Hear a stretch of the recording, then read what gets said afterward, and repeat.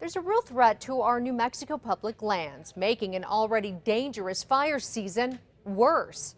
Pot farms keep springing up all over the state. And as Kim Holland shows you on special assignment, they're stealing something precious, water, and lots of it. There's a threat lurking deep within our national forests and public lands. This is very sophisticated. They knew what they were doing. Criminals are illegally growing marijuana plants, concealing them within the brush. Each one of these things are buds. The growers strip the land, add harsh fertilizers to the ground, and steal New Mexico precious resources. I don't think there's any area of our national forests that are immune from the cultivation of marijuana. There's something criminals need that is scarce in New Mexico, especially this year. They're stealing huge amounts of water.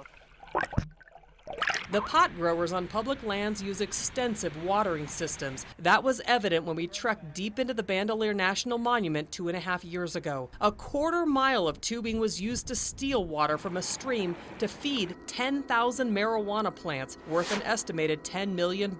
There are watering systems like this feeding pot plants all over New Mexico. It can be miles. Sometimes they use like a gravity-fed system, so the water flows downhill into the grow. Other times we've seen them use pumps out there as well to pump the water up a hill to water the plants. And there's more. The criminals build holding tanks for the water.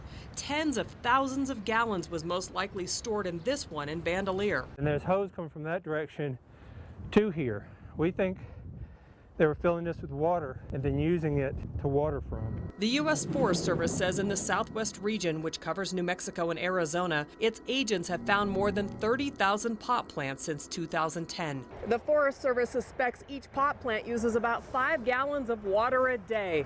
That's one of these jugs. Add up the numbers and you get 3,700 gallons a month. That's a lot of water. Remember, these are only numbers for the plants authorities found. The Forest Service says that number could easily double if they found all the illegal plantations.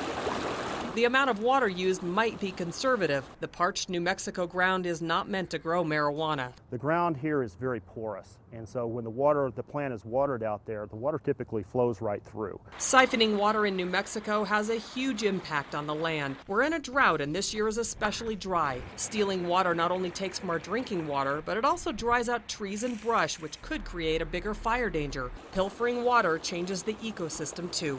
The recovery time for that landscape after it's been impacted by this type of illegal activity can take years, if not decades. On special assignment, Kim Holland, KRQE News 13.